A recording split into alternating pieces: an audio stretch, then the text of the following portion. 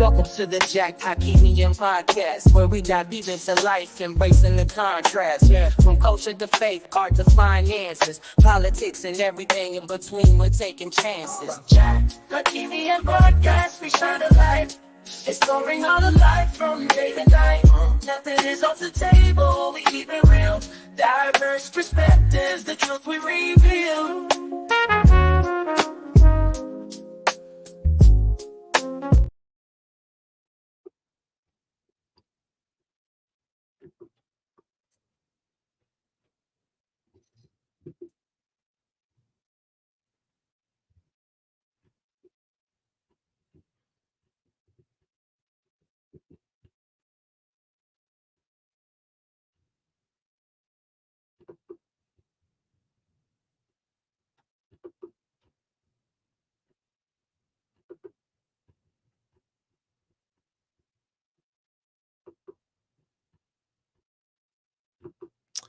All right. I want to thank you for joining us on this new episode of the Jack Hakimian podcast. My name is Jack Hakimian, and today I have a special guest in the house.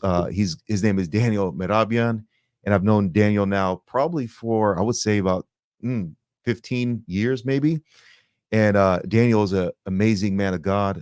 He's here from Glendale, California, from LA. And today we're going to have a great conversation about his life journey, his faith, the experiences that he's been on, and also some tips to us parents about what does it take to get your kids into the college of their dreams, the colleges that's going to get them into that vocation and that industry that they want to get into as engineers, as doctors, as lawyers, as movie directors, the next Steven Spielbergs. So it's going to be an interesting conversation today to have with my brother Daniel. Daniel, how are you today? How's it going, man? Good morning, brother. How you doing? I'm doing good, man. Good to see you after all these years. It's nice to be back in Florida. Yeah, South Florida. Kind of humid. I'm glad there's no hurricane here. Yeah, this time. It's just a blessing to be back to connect with you. Thank you for inviting me to your podcast. Absolutely. I'm excited, and I'm here to share, and hopefully the hearers will be touched, and we'll have a different perspective on certain things in their lives. They can apply in their lives, and just happy to serve and glorify God. Absolutely. So, I mean, you're a young Armenian man. Where did the journey start? I mean, when I was in Glendale and when I first met you, and we can get into that story in a little bit, how sometimes one person's entrance is someone else's exit, but roads connect again, right? But let's go back to your childhood. I mean, being in Glendale, right? I work with so many Armenians, some from Russia, some from Syria, some from Lebanon, some from Egypt. And people don't realize that Armenians are so diverse, as far as their experiences, the way they've had to integrate in different cultures. Where did your story start? Where's your parents and their grandparents from? Do you consider yourself a Barskahai? Do you consider yourself a Beirutsi? Like, what's the story of your ancestry and where they started? Okay, well, my story starts at a Russian hospital in Tehran, Iran. That's okay. where I was born. Out of all places, it was a Russian hospital, my parents tell me. So I was born in Tehran, and I grew up, obviously, the first formative years, when I was in elementary school. And then this was right after the period of the revolution, because I was born right at the time of the revolution in 1978. Okay. The revolution was a few months after that in 1979 when the Shah left. So the situation was kind of frantic and hectic, and there was a lot of turmoil, especially for minority populations in that country, right? Okay. So, you have an Islamic Republic that took form, authoritarian regime. Okay. It became more difficult for minorities, and obviously Armenians are a Christian minority in Iran, just like the Baha'is and the Jews.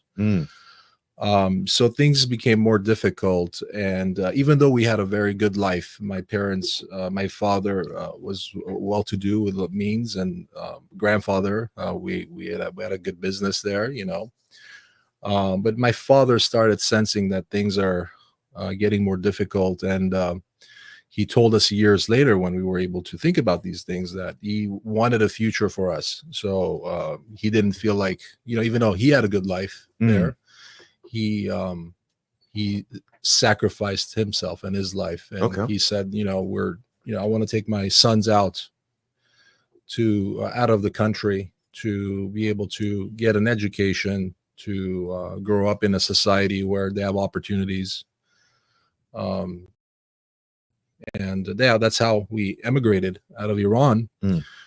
So our first landing spot was Geneva, Switzerland, on our way out. Okay. So we were in Geneva in Switzerland for 2 years. So I went to school there for 2 years.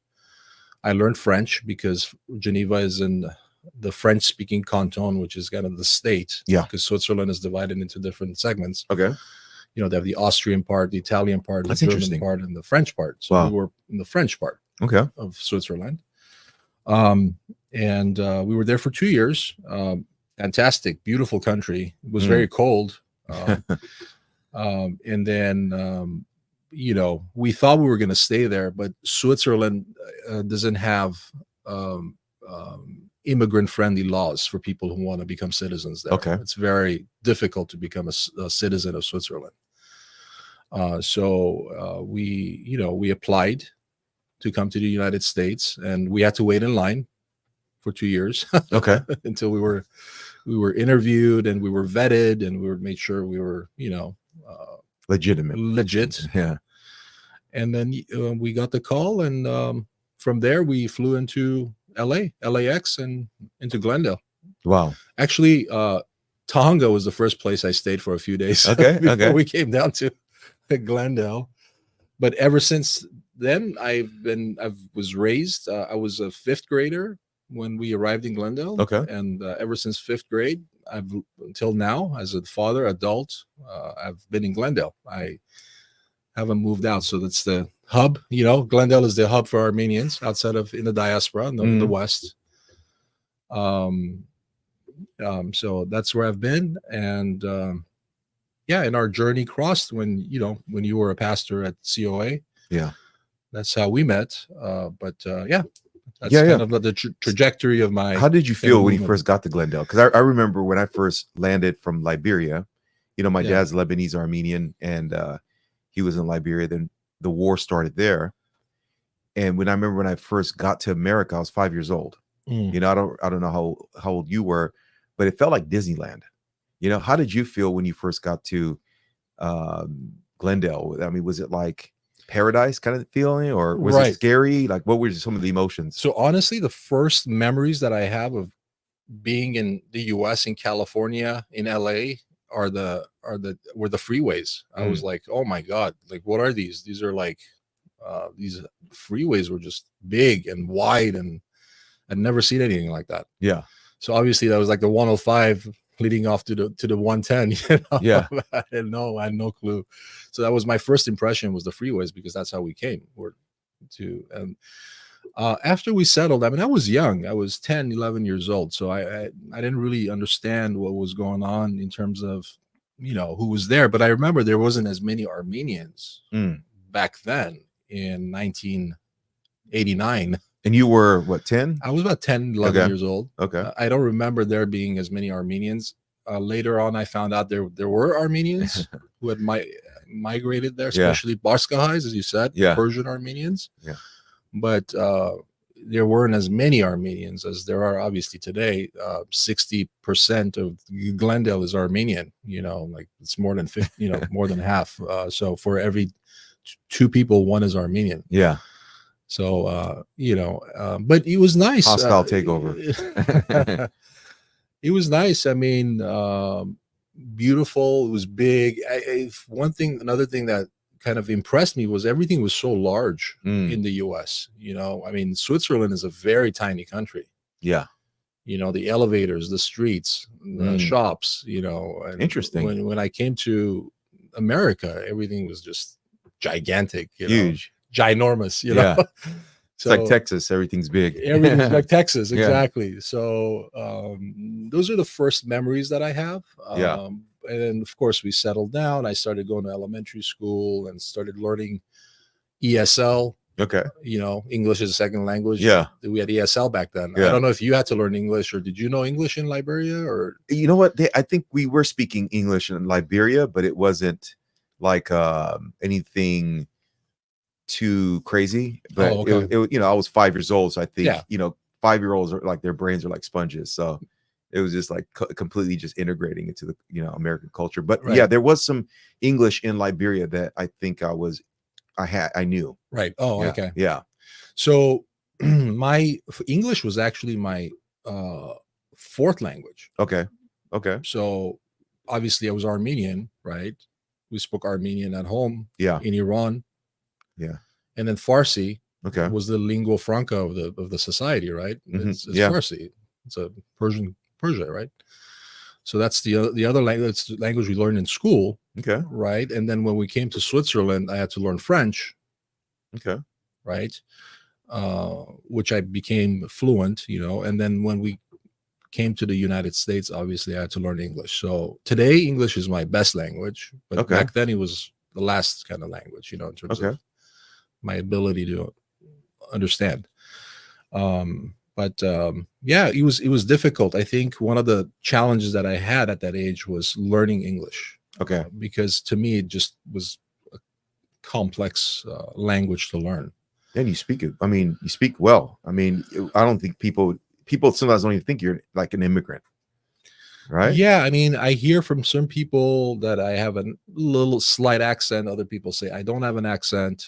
But yeah, I mean, I'm highly educated. I have several degrees, university educated. So English, is a language that I speak on a regular basis. It's how I communicate. It's how I write, I read, I think. But I also think in Armenian. So it's interesting, it's just kind of like you're always thinking about Horvat. It's like being bipolar sometimes.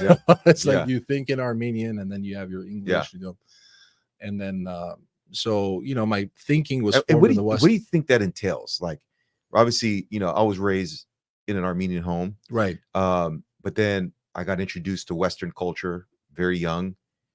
And I'm and I do feel like these polarizing thoughts in culture, but I haven't been able to really, I think, dissect it and label it. When you say you think in Armenian, and maybe you also think in English or American, or maybe you speak English and American and think in Armenian, like, what does that mean for you? Wow, that's Jack. I've been thinking about this for years.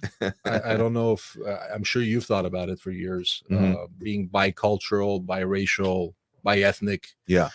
But what part of you, what percentage of you, at what time? It's like the dual nature of Christ. I mean, when is he God and when is he man? And how do you separate those? How do you put those together?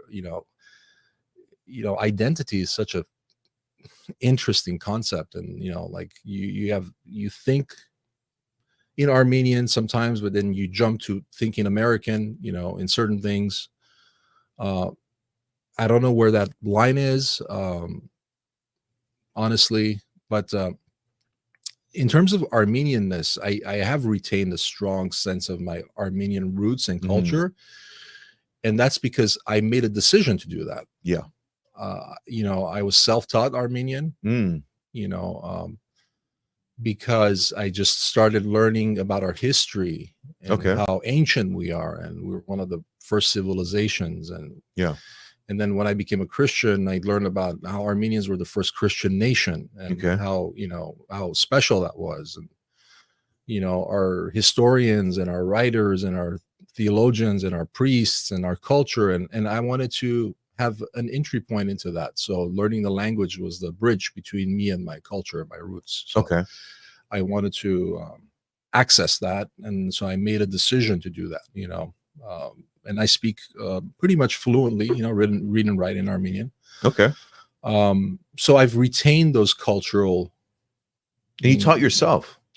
I taught myself because I wanted to. I didn't go to my parents. You didn't have to go like Armenian Saturday school or anything? Well, I did a little bit, but my parents didn't have the means to send me to a private Armenian school. Now, a lot of parents in Glendale do that. There are a lot of private Armenian schools. Yeah. So I had to work. I had to work on it myself. Which I think is more meaningful. That's really powerful. When you work on something because you want to, is more powerful, meaningful. It has more staying power. Oh yeah. Than when you are given something. Sometimes you take it for granted. Possibly, I don't know. Yeah. But yeah, I wanted to have access to that. But it's a big form of it's a big part of my life. My Armenian. I'm very well. People say pride. It's like I'm very pride. The Bible says don't be prideful, but in a sense, I am prideful of being Armenian. Yeah. Of my heritage. I think we have a special place in this world. I think we're talking about this yesterday. God gave us a special role, calling, mission as the first Christian nation, to bring his light to the world. And we're very rich in culture. You're Armenian. So, but yeah, it's interesting. But I also have my American thinking, the way I think about things, the way I analyze things, dissect things, go through things, Armenian, American culture, history, politics, so yeah, it's just kind of, to go back to your question, I don't know where you turn that off and on and how you go from one to another, but it's always a fluid thing. It's always, there's a synchrony there and it just works.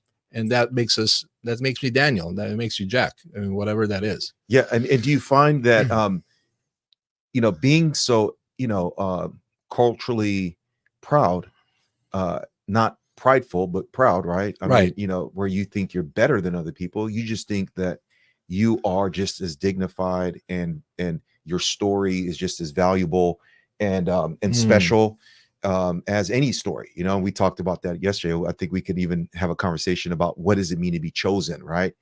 And I think the argument I was making was that to be chosen in Christ is greater than any other types of chosenness, right? Chosen to have a land, chosen to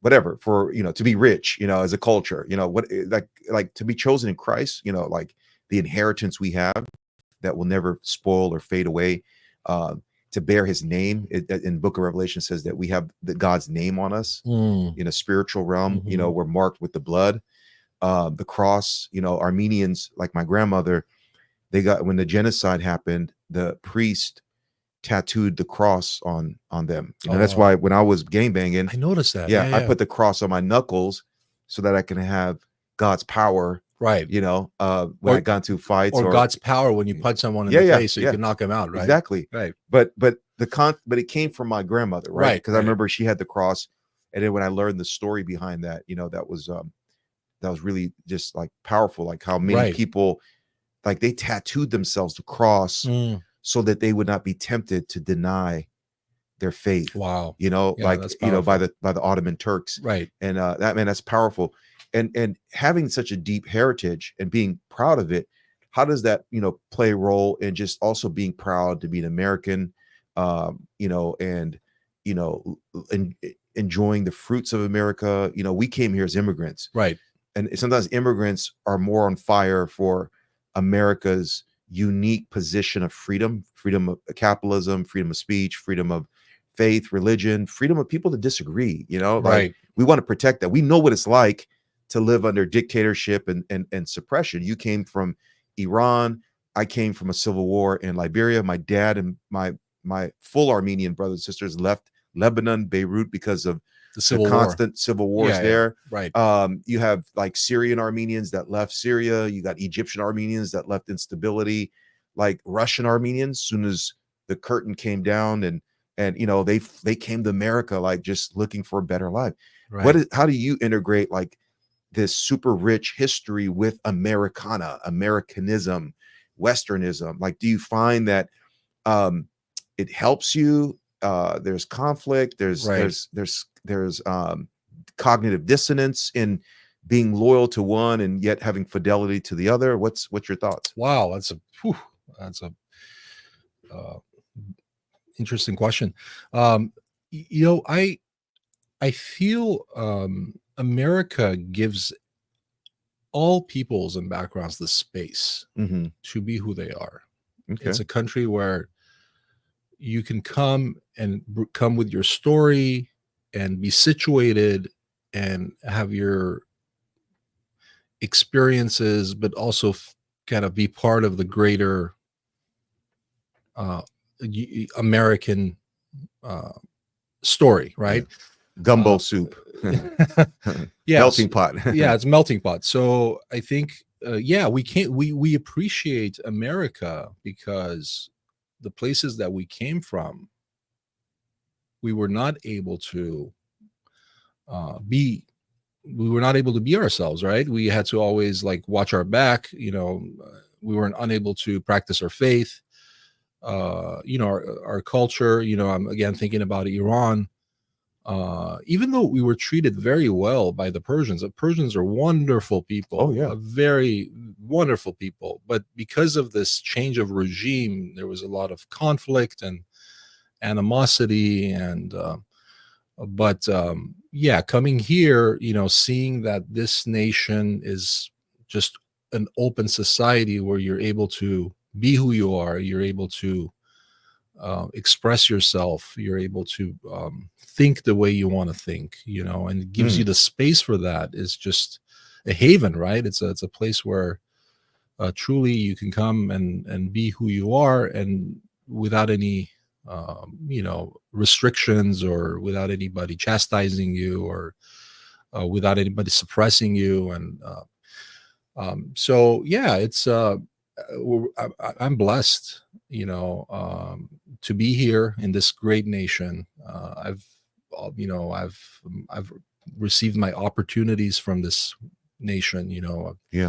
Anybody who has dreams, who's willing to work hard, is able to do many things here. And sometimes that's not enough in other countries. Yeah, because there are institutional restrictions that prohibit you or make it harder for you to do those things. Yeah. So that's why I think we appreciate America, because we see all these possibilities and we see all these opportunities, and we're able to just be creative, and I really truly believe that God has blessed America, because of its Judeo-Christian roots. Yeah. And I think there's freedom in the Judeo-Christian roots, because of the dignity of the person and the freedom of the person. So all these principles that are the fabric of this nation and the society gives us that opportunity. Now we're seeing restrictions again coming back, in terms of what you say, what you do, and this thing. But hopefully, Lord willing, we can America will be that beacon of light, and people can coalesce and live happily, freely, respect one another. There should be a marketplace for ideas. People should be able to select things. We shouldn't oppress people. We shouldn't shame people. We shouldn't judge people, and I think the power of the truth is what's going to set people free. Sure. I think the message, but the hearer has the right to hear different messages. I've always thought of the university as the marketplace for ideas. It's just like going to Costco and having different options, and learning different disciplines and theories, and making your own decision as to what you want to purchase. And am I digressing? I'm like going everywhere. No. I'm just trying to maintain. No. I know. I appreciate it. In fact, I mean, this whole idea, right, of competitive thought, right, debate, I think is entrenched in American philosophy and politics, religion. That's why you have so many different religious groups. And that's not. I used to think that was a bad thing. I used to want to see uniformity. Like, why can't we just all be part of the same church and get along? But dissent, debate, is good. It doesn't mean we don't love each other. At the end of the day, I think whether you're Roman Catholic or you're Coptic or you're Orthodox, Eastern Orthodox, Ukrainian Orthodox, whether you're Pentecostal, Seventh-day Adventist. Like, Right. I think at the end of the day, like, Christians around essential faith tenets, like they care about each other and human beings in general. You can see right now Christians defending both the rights of Palestinians and Israelis, right? Because of relationships and affinities. And so I think people can find a reason to unite around principles, and so when did you realize that you kind of were a scholar? I mean, you get to America, you're 10 years old, you're teaching yourself Armenian, you're self-motivated. That's the number one, I think, motif of anyone that does great things, from Musk to, someone who's figuring out how to manipulate Li-Fi, technology. They say Li-Fi is the new mechanism to transmit internet data. It's going to take over. When did you realize, like, you had a very academic mind? Right. Were you in elementary? Were you middle school? Did a teacher encourage you? Like, what was that journey towards higher learning? So the two elements that I realized that I possessed from an early age were two traits were competitiveness and curiosity. Okay. So those, I was very curious about the world around me. You're talking about a 5-year-old trying to soak everything in, right? It was just wanted to learn, as an Armenian boy. We're have a lot of energy, curiosity, drive, desire, passion. So from my formative years, I naturally, for some reason, my mom would always tell me, you just like schools, you like to learn. She said, we never had to once tell you to do your homework, for some odd reason. Other kids like to play outside, but you like to stay in and to spend a lot of inordinate amount of time doing homework. Wow. It's like a game probably for you. It's like a game. It was like gaming. That's a good analogy. I mean, it was just like my son now, Joel, he's constantly playing games, on the computer. And when I do a parallel comparison, I was doing homework. Yeah. Like the time that he spends on gaming, I was doing homework, Yeah. And I had another quality that I remember, that precision was very important for me. Accuracy was very important. So if I made mistakes, let's say doing homework, and the teacher took a point off, I had to go back home, and for that one mistake that I made, I would rewrite it for 4 hours, like 20, 30 pages. Okay. It was a challenge to get back then it was out of 20, the Persian system of grading. It wasn't the ABCD grading system. So 20 was like the 100%, and then you had 19, 18, 17. Okay. So if I got like an 18, I would always like beat myself up, and I would say, I need to get a 20. There's why, so I had that competitiveness. Okay. It was kind of, I'm assuming it's God-given. But then, you go through school, I loved learning. I loved school. I enjoyed it, and another thing that I had was I loved asking questions. I mean, I'm sure my teachers were sick and tired of me raising my hand and asking questions, because I was always probing, and asking questions and trying to understand, so those were the kind of the traits that I had. Went through elementary school, went to middle school. I went to Wilson Middle School in Glendale, you're probably familiar with. Oh, then I went to GHS, Glendale High School. I was kind of a nerdy kid. I wasn't one of those kids that hung out with the Armenians. That's the thing. That's the interesting thing. Wow. Those Armenians that would hang out, they would wear black, the Rabbis, the Adidas wardrobe, and with the beard and with the suit in high school. I wasn't like The cool dudes. the girls, and they all mingled, but I was the guy who was with the Koreans. Okay. So Okay. because I don't know, I'm like, these guys are brilliant. I mean, they would take the hardest classes, and they would, take the AP physics and the AP Wow. chem and the AP calculus. And again, because of my propensity and natural inclination to Yeah. want to learn, I'm like, I'm going to hang out with these people. Yeah, it was like if you're going to play basketball, right? You're going to be playing with like the top ballers, and it's probably going to be the dudes from Compton, where you used to work in, right? Which we'll get into that story, because it's what they do, right? It's a passion, and uh, and people have that philosophy, like if my kids play AU basketball, and if there's a baller white kid or Armenian kid, he's going to be playing AU basketball with competitive black kids, and Right. and the Koreans, the Asian community, right? They take STEM very seriously, and I mean, I wish all cultures did, because we need more engineers, we need more developers. And you saw, I mean, it seems like your competitive nature saw, like, these are the top dogs right here, and I'm going to keep up with them, and I'm going to be possibly even better than them. That's interesting, that kind of fierceness was in you.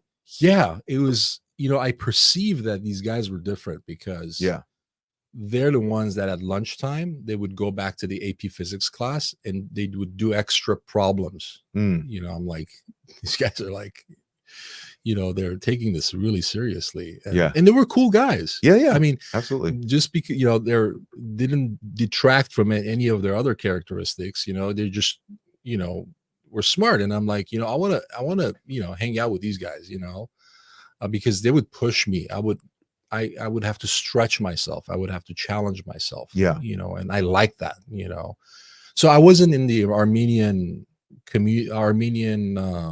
milieu or what the environment when I was like in Interesting.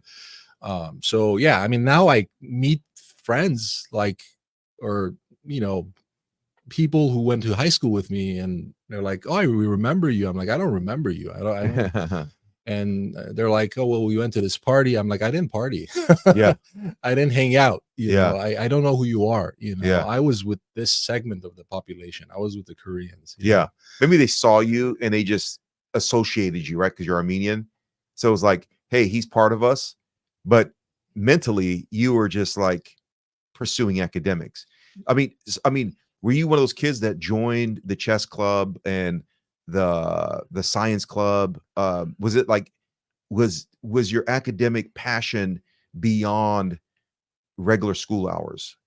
Oh yes, absolutely. When I was in elementary school, Yeah. when we came to the US, when I was a fifth grader at John Muir Elementary School, the first purchase that my dad made for me was to purchase the Encyclopedia Britannica, like 28 volumes. And I begged him to do that. And my elementary school teacher was the one that sold it to us. So again, like, it was expensive for my dad back then. It was like maybe $600-700 to purchase all 27 volumes, but that's what I wanted. I didn't want toys, I didn't want games, I just was book, I love books, just love books, I don't, but yeah. And then just things progressed, and went into middle school, high school, and then I started thinking about college, and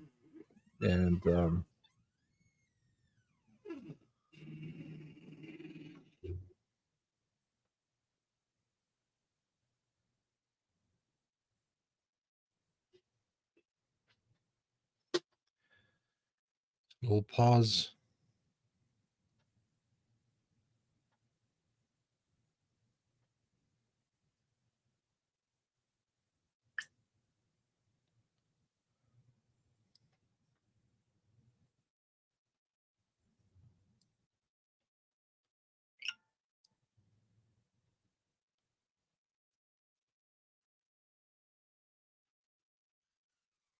Yeah. So that edge and that competitiveness continued. in from high school to college and then to the university. Yeah, and did you find, were there teachers that encouraged that? Of course, there were teachers that encouraged that. There were teachers that I would look up to, that knew that I had a desire to learn, and encouraged that gift in me, and so that just propelled me to want to work on myself and to become better and to continue to learn. So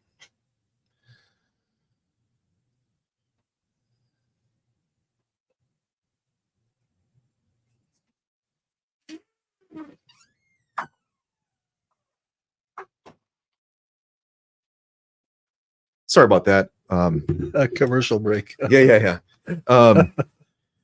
So high school, you're fierce, what about sports and other things? Did you find yourself, trying, wanting to balance out yourself, with, basketball? I know your son is a basketball player. How did that play a role, especially in your mental health? I mean, were you just a book guy, or were you like running track? Were you doing anything else? No, I actually love playing basketball. I started playing basketball in elementary school when we arrived. I remember one of the first things that we watched on TV was a Clipper game. I don't know if you remember back then, but Benoit Benjamin was the center on the Clippers. But I started becoming a basketball fan. The first team that I saw was the Clippers, and then I quickly switched over to the Lakers and started watching James Worthy, Magic Johnson, Kareem Abdul-Jabbar, and Byron Scott. So became a Laker fan, and I developed a passion for basketball. I played basketball, but just for fun. I mean, didn't really try out for the school basketball team. But I did that, and I also remember trying out for the baseball team one time, and I didn't make it on the baseball team, but I did have sports, so there was some balance. Okay. I enjoyed basketball. I was a very good street player. I mean, I could ball back in the days. Okay. I was probably the best Armenian player that I know of. Or Okay. I knew of, Don't let Artin Bogosian hear that. Yeah, Artin. Artin's a baller. Artin's a baller too. Yeah, but I was good. I mean, my friends, you talk about, would go to the parks, and my friends were like tall African American guys, were like 6'4", 6'5", 6'6", and I would run with them like when I was 14, 15, 16, 17 Sure. at the parks, and I would throw alley-oops and they would dunk the ball, and we would run for like 4 or 5 hours without getting tired. I mean, it was a blast. I loved playing basketball. Yeah. Basketball is a passion, and I think my son kind of gets it. But my son is physically gifted. I mean, I didn't have the height. Okay. Yeah. And my son is like, he just turned 14 and is 6'1". Oh, wow. A legit 6'1", Beautiful. And he has the potential of growing. I'd love to see the first Armenian in the NBA. Yeah. So, basketball has always been there. A big, huge Lakers fan. Obviously a big Kobe Bryant fan. Okay. And I like Kobe because we were the same age, and we both graduated from high school in 1996. Okay. So I followed his career from when he came to the Lakers when he was 18 years old. Okay. So we kind of somehow grew up together, Yeah. But big Kobe fan. And how did his death affect you? Oh my God, I was hoping you wouldn't ask that. Yeah. Kobe's death really impacted me. Yeah, it impacted our family too. My son cried. It really Josiah? devastated me. Yeah. I don't know. I'm not too many people's deaths have had that impact on me as did Kobe's death. And what was it about Kobe, right? Because he was kind of the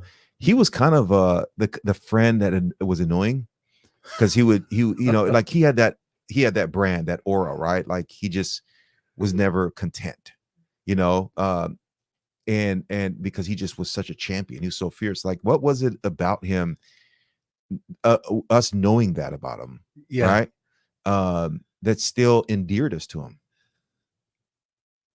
Yeah, well, Kobe, you could sense from early on that Kobe was special in the sense that he just had a mindset of nothing was good enough, like he just had those expectations for himself, and he wanted to achieve things. Like he wanted to be on the All-Star team when he was 18 years old. Mm. He wanted to play with Michael Jordan, and he did make the All-Star team. I think he was the youngest player to ever make the All-Star team Wow. at 18 or 19. And he just had these crazy goals that he wanted to achieve from a young age. Yeah. And I like that because remember I was saying, I was curious and I was competitive. So I kind of related to him, he was just a special, I mean, I've never met a few people that I've known of that have been as competitive as Kobe Bryant. Yeah. And as successful. And in that conversation where we're talking about, the GOAT, we're talking about MJ and Kobe, right? Maybe if Kobe had won one more title, he could have been in that conversation, or maybe he's at that level now, but Kobe was just something special. And I just followed his career. He gave us so much joy and so many fun days of him performing on the basketball court where we would bring the community together. And Jack, Armenians are big basketball fans. Oh, I know. Oh, yeah. We worship basketball. So yeah, Armenians are big basketball fans and big Laker fans in LA. Oh, and yeah. They have season tickets and they go to the games, and it's just that culture in LA, where it fits, and we're big. It's our Lakers.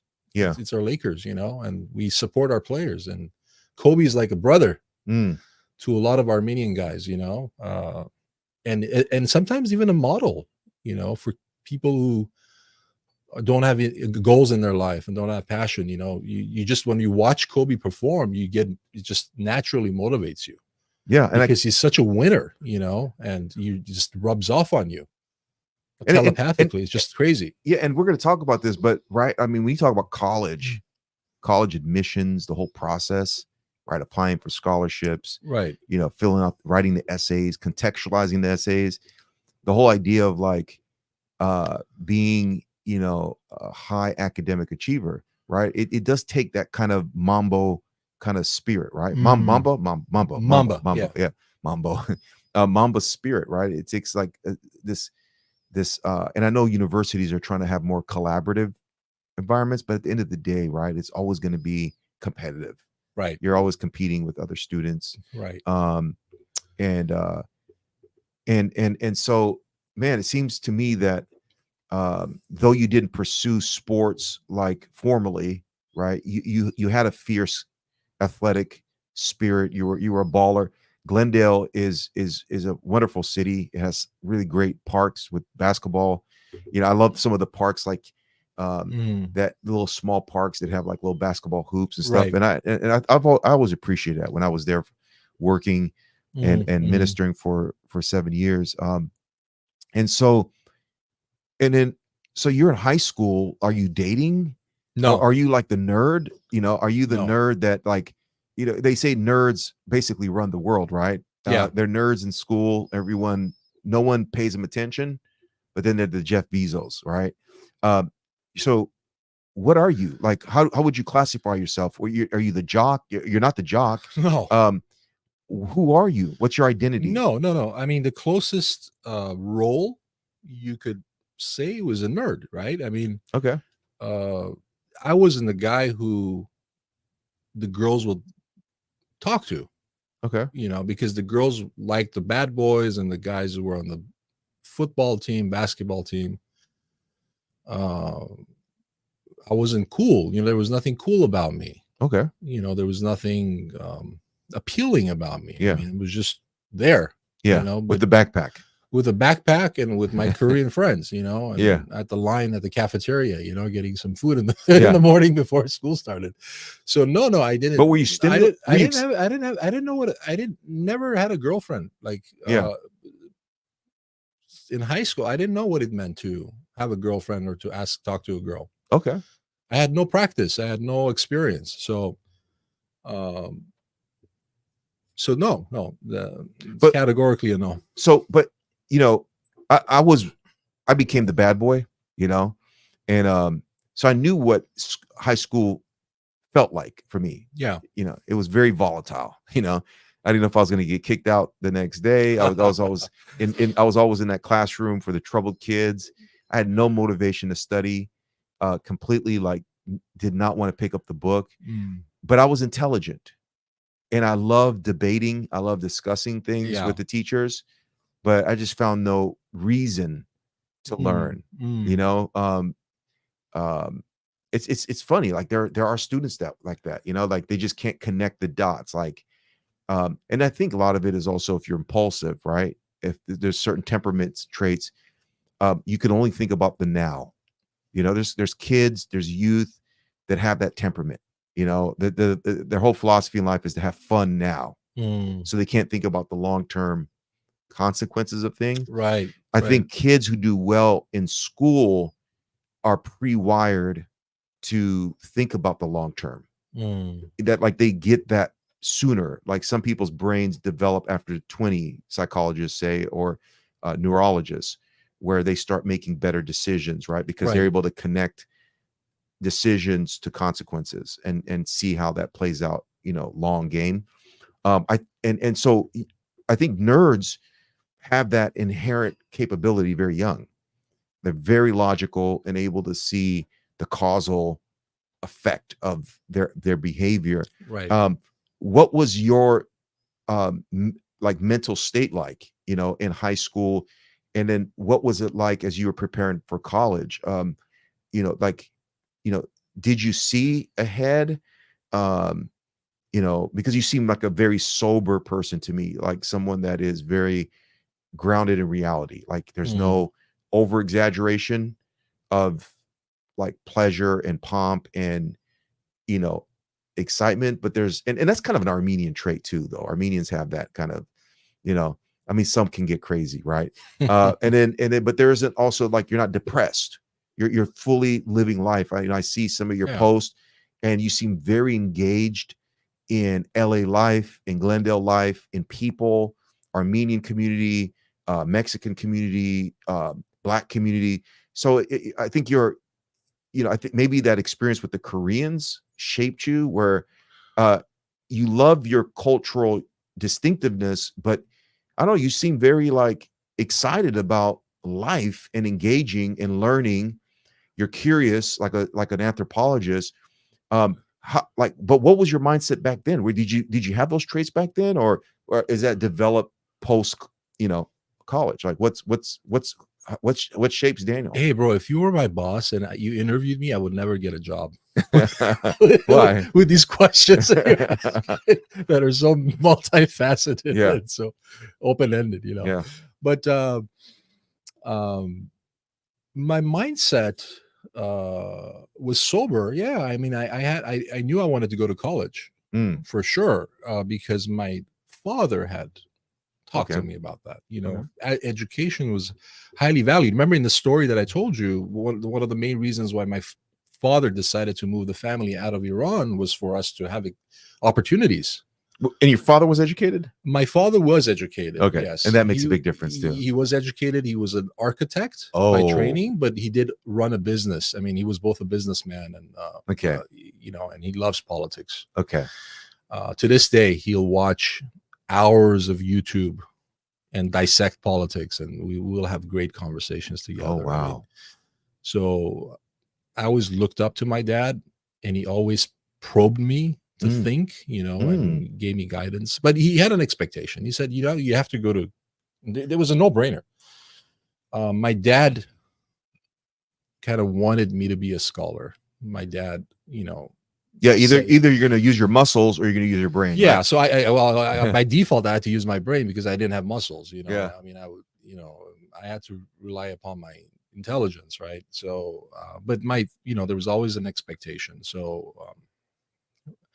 and one of the reasons why I love college admissions, why I love helping families navigate the higher educational system and setting them up to go to college, is because I wasn't given the right guidance when I was in high school. I don't remember my high school counselor having a discussion with me about where I want to go to college.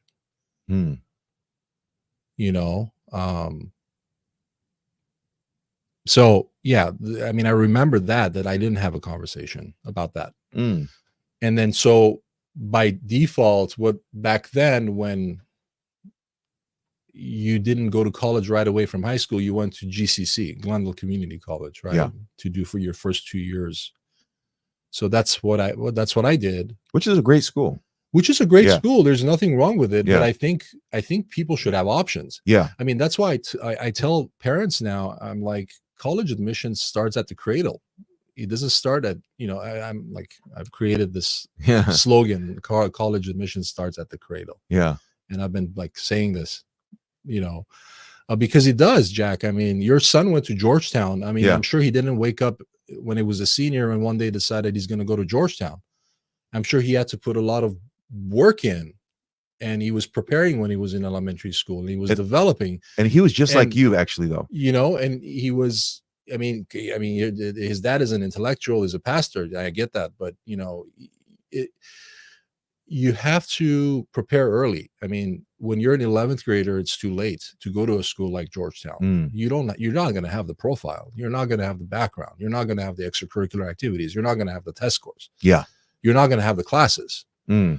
So, in my case, I wasn't given any guidance. I wasn't told. It was just like a cookie cutter. Well, these are the classes you need to take to fulfill the A through G requirements, and God bless you. Wherever you go, it's in God's hands. Public school education. And then, so I found myself going to Glendale Community College for 2 years, and still working hard. I worked on my GPA, and then I met this man, a counselor by the name of Troy Davis, who's an African-American gentleman. Okay.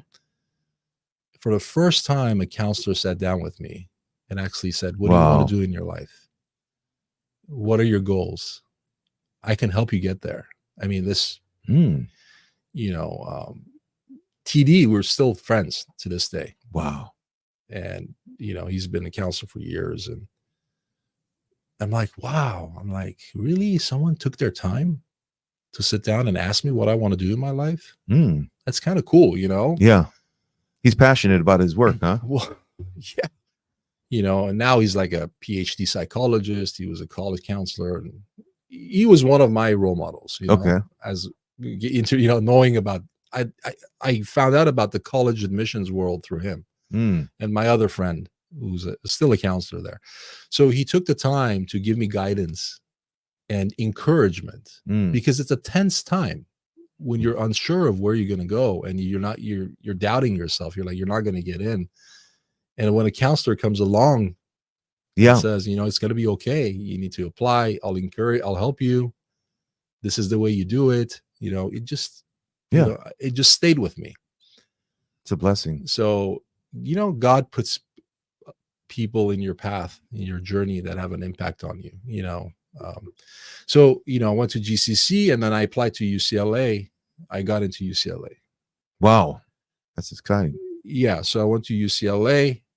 At that time, I was kind of peaking academically.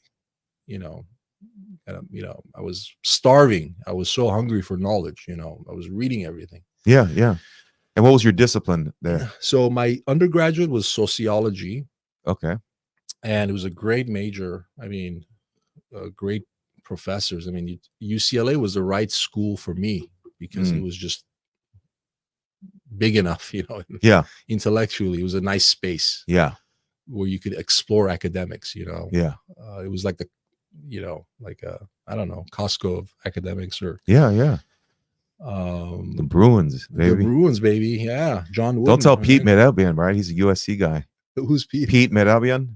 I don't know if you Is he you a guys have cousin like- that I don't know? yeah, you know the Mehrabians, the dad used to own Kia. Oh, Kia. Yeah. Yeah. I know. Yeah, the son. Yeah, Yeah. Pete, yeah. Yeah. He's a USC guy. He's a USC. Well, obviously UCLA is more superior than USC, but that's I besides think the their School of Business is probably more maybe intense. I would give the School of Business that, but we have business economics at UCLA, Yeah. which is theory based. Yeah. At USC they do more of a Who's a better practical. football team? Oh. The Bruins or the Trojans? Over what period of time? I mean, Just you're talking about total, like more wins. More wins. I think. I don't know. That's a good question.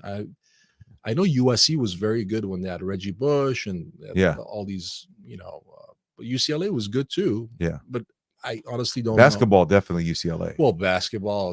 John Wooden was there. Yeah, John Wooden was. They won what 11 titles. Kareem Abdul. Yeah. Bill Walton. Yeah. I mean, John Wooden is like the god of basketball. When it comes to coaching and training young people. You know? And he was a Christian actually, and he really was. But he wasn't like preachy, but he definitely, if you listen to some of his like principles and the way he coached them, like he was really trying to develop them into men, right? And to be thoughtful about the game, right? And responsible. And so I think they produced a lot of pros because they just like he treated them like pros. And I think it's always about expectations, right? What your father expects from you, what Daniel expects from your clients, and I found that when I was the 9 years I was youth pastoring, I treated the youth like adults, with like man, you're like, you're greater than this, and your life matters, your decisions matter, and just and I saw the impact of that, and we raised our kids that way, How did your faith play a role in your survival in high school, middle school, and college? And then when did you have your God encounters? Yeah, this is a good question. So I was a nominal Christian all the way through the first years at UCLA. Okay. So I was like a, apostolic Christian that wasn't too knowledgeable about the Christian faith. We just did the Christmas, Easter thing, like most people do. That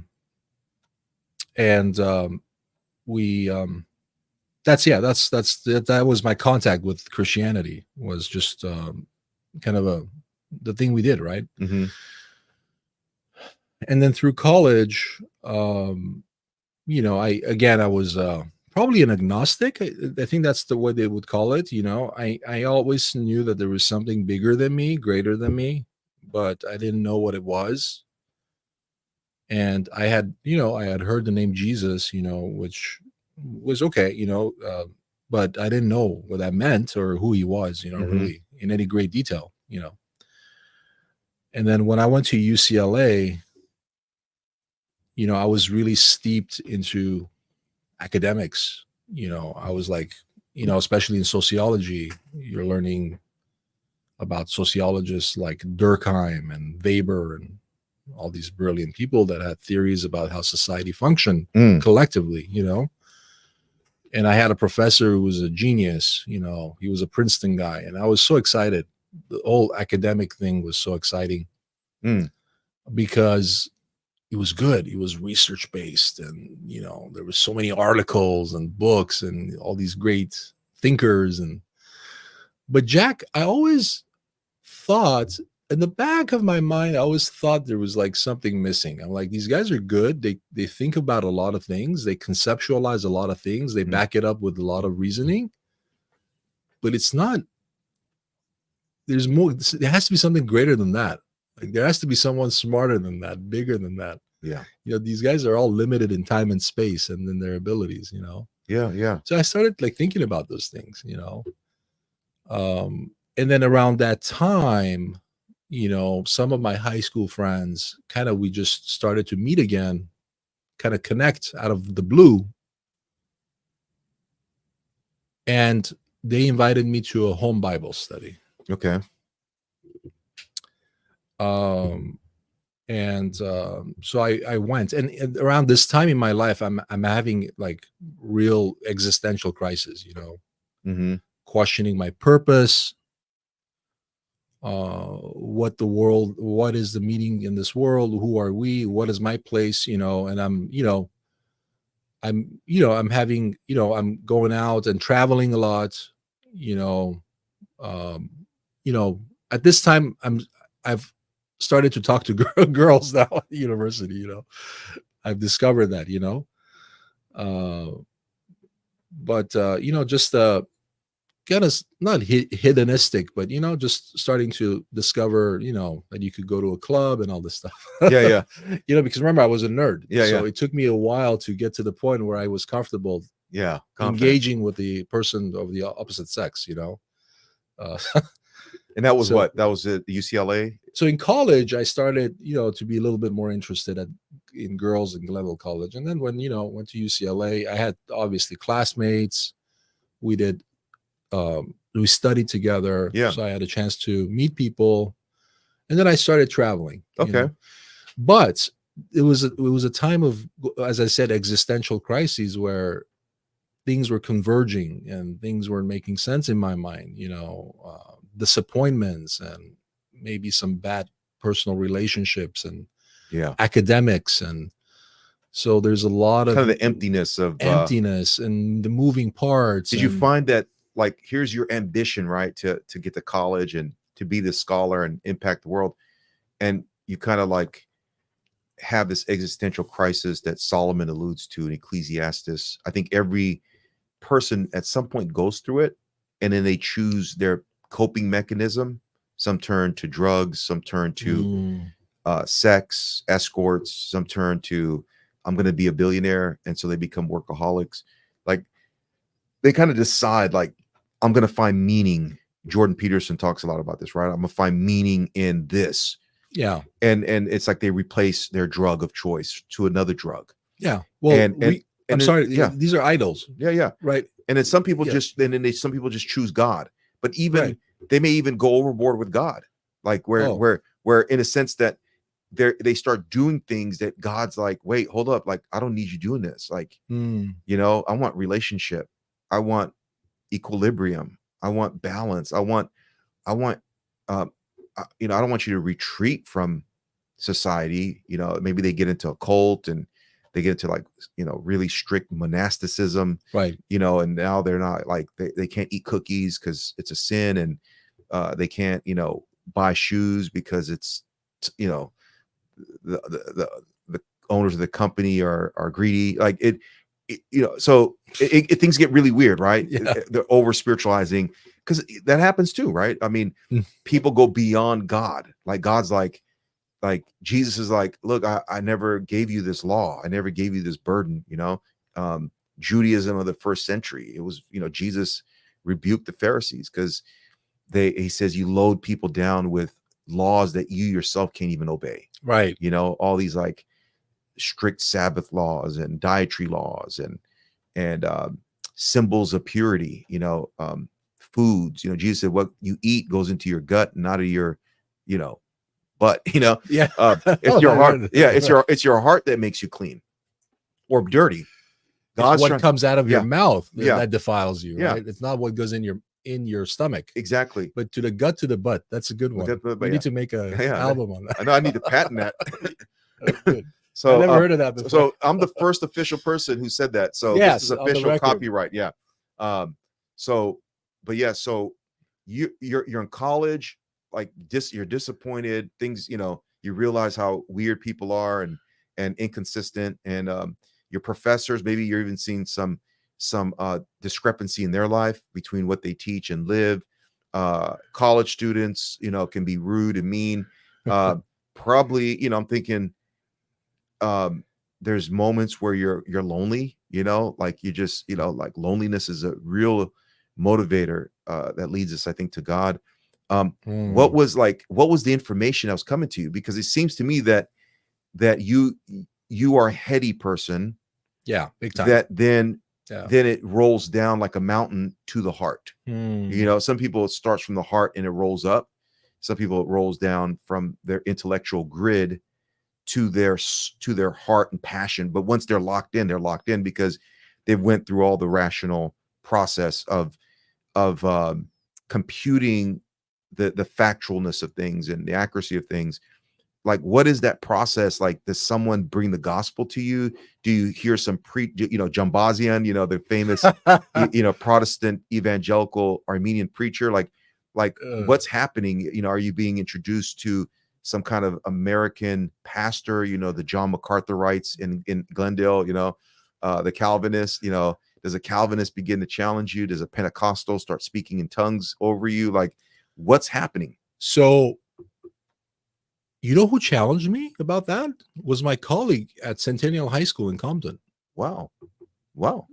Denise Ball. Denise, if you're listening to this, and she was by the way, she was an Olympic runner. Okay. So incredible. I mean, anyone with the name Ball, like the Ball family, they're basketball legends. Accomplished athlete. So I was kind of snobbish a little bit. I had an attitude in terms of the way I carried myself. Not arrogance, but I thought I was a big deal. Yeah. So when I started working, I got my first job. I started having colleagues, and my African American colleagues in Compton, female colleagues, and we kind of clashed. Yeah. Because I was like a hot-headed Armenian guy. Oh yeah, patriarchal, and these women were like, it's matriarchal, I think, in the African American community, right? Yeah. Because the grandmothers are the ones that run it, the show, right? So I started clashing, and then, like one time I remember her, Miss Ball, and Miss Washington, who was a biology teacher. They were having a discussion in the quad, or no, in front of the classroom, and I just walked in between, and then Miss Ball turned around and said, "Did you really do that? Did you know we were talking? We were having a conversation, and you rudely walked by without saying excuse me?" Did you say hi? I didn't even notice. Okay. I was just like in your head, in my head, and she checked me, and these are the moments and experiences in life that you have that start something, start a journey, a path.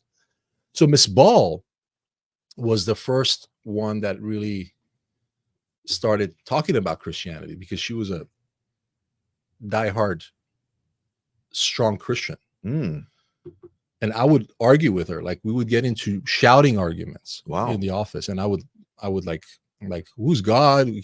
Prove it to me. What are you talking about? Interesting. So she's the one that apologist. So she was an apologist. She's fiery. She's competitive because she's an Olympic runner. Obviously she doesn't back down. She's smart. So anyway, I had that experience. I had the disappointments of my own personal journey in life. Like, I'm like, listen, traveling is not fulfilling me. All these countries that I'm going to are not fulfilling me. I went everywhere. I went to the Czech Republic, to Spain, to Germany, England, started kind of traveling. I'm like, but something is missing. Even this doesn't fulfill, And then intellectually, there was a void. UCLA. I'm learning about all these theories. I have these brilliant professors. Like, my professors at UCLA were teaching from their own books. Like, there were people who wrote their books, like my sociology professor was a theoretician for communism, like it was a but he taught it in a different way, kind of more amenable to the American society. I mean, he had his own theories, but anyways, that's one professor that I remember. But I was like, there was something more, so all those things are converging, right, Jack? And then I meet with some high school friends that are going to Bible study, and they invite me one day.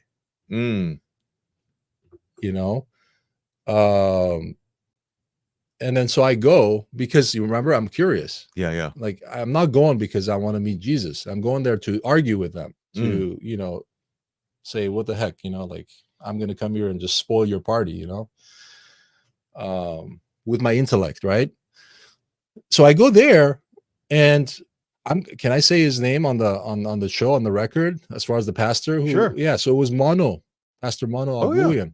Oh yeah, that's a NASDAQ. great guy. I love that guy. So he was a Bible study in his house with my friends. I need to know why you what's the reason why you felt concerned about saying his name? I don't know. I mean, is there like confidentiality? Yeah.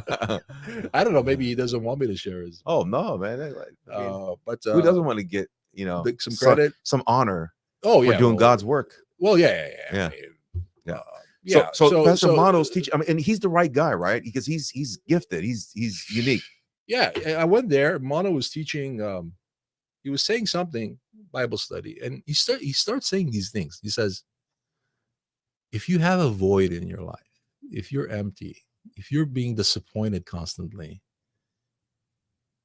if you don't know what the purpose of life is, it's because you don't have a relationship with God. So I'm experiencing all these things, and then I go there, Mono is saying those things. Yeah. He's like, because you don't have a relationship with Jesus. And so that kind of piqued my curiosity, interest in the message. And is this after the incident at Centennial High School, or is it like before? Oh, so these are like happening around the same time. Okay. So God's hitting you. He's getting you with the gospel. So he's getting me somehow. People are talking to me, but I don't know what's going on. I don't see this. So I go there, Mono, and he says all these things, and then I'm like, yeah, he's describing my experience really well. I mean, so that's when I started thinking, well, who is this guy, Jesus, they're talking about? Okay. Who is this guy? Yeah. They're like, if you don't have meaning, if you don't have this, maybe you don't have a relationship with Jesus. I'm like, and I tell myself, I'm like, listen, I have nothing to lose. I've tried everything the world has to offer. I had these experiences. I've traveled. I've been to one of the best universities. What do I have to lose? Because I was empty. Yeah.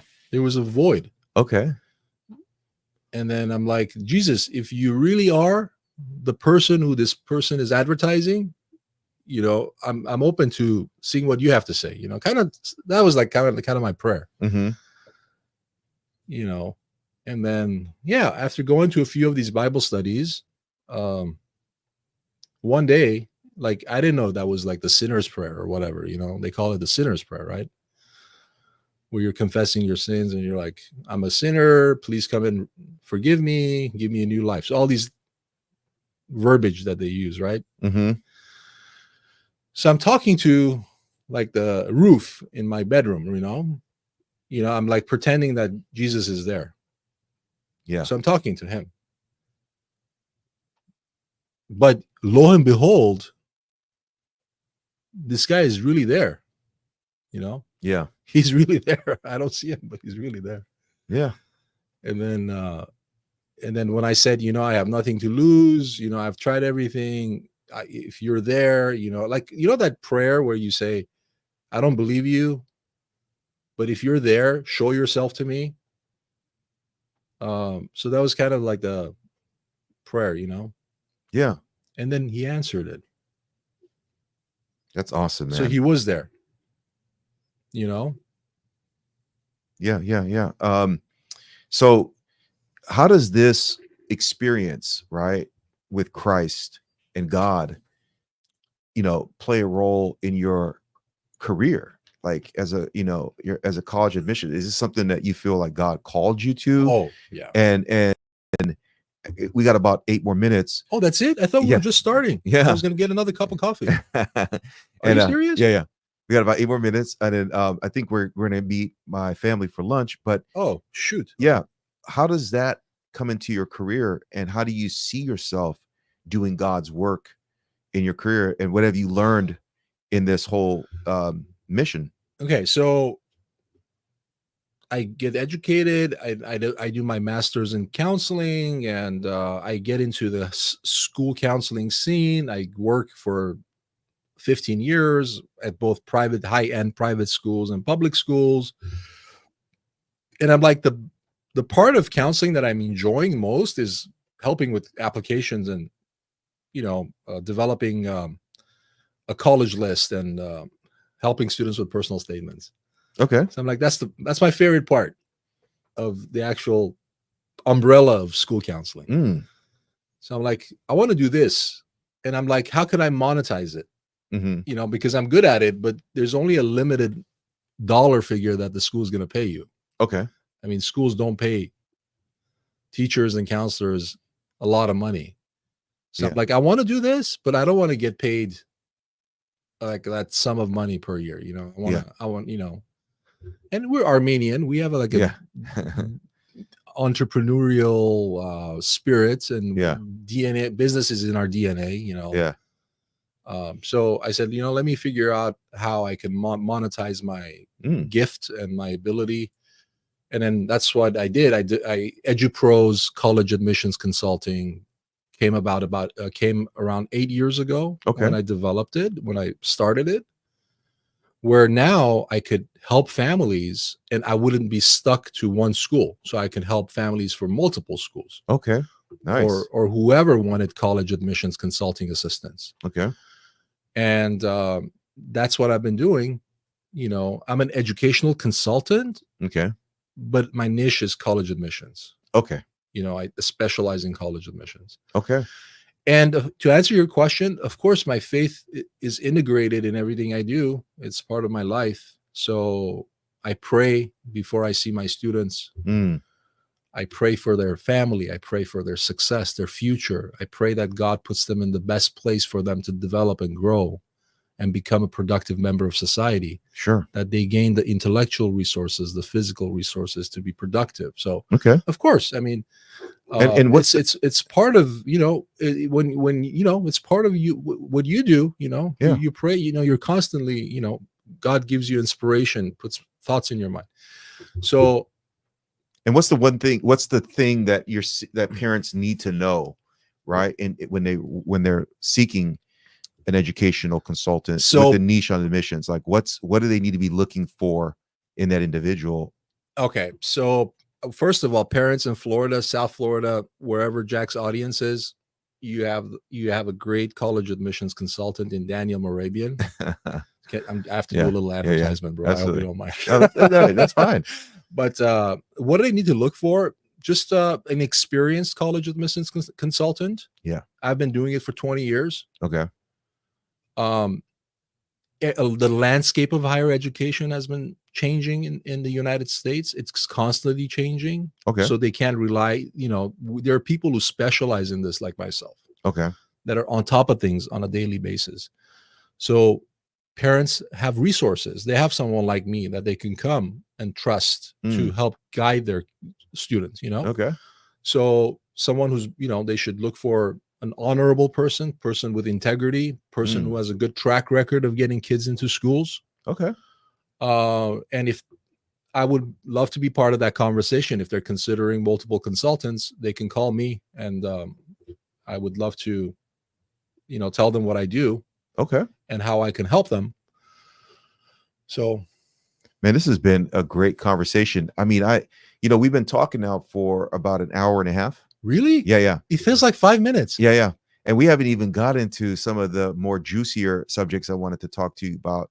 Like the situation in Armenia. I wanted to get into the conversations on what's happening in Glendale. There was some controversies with the schools and the things that they were allowing that parents, I guess, were just going crazy about, like, as far as sexual things. And I don't know what the full scope of it. I want to get your perspective as someone who is involved with education, and also like talk to you about Armenian schools, right? Because I think that's a model.